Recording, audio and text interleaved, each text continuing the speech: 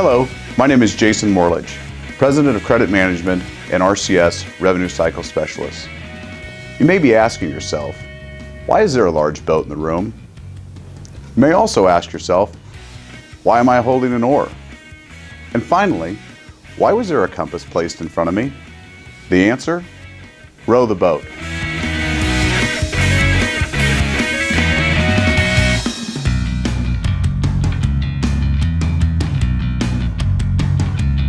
In 2011, PJ Fleck created a team building program known as Row the Boat.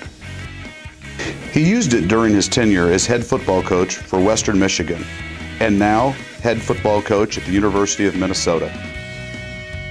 After learning about this program, I wanted to adopt certain aspects for credit management and RCS to carry us through 2019.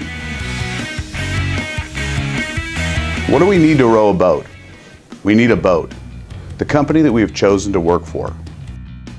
We need an oar, the energy that drives us forward. We need a compass, the direction that we pursue.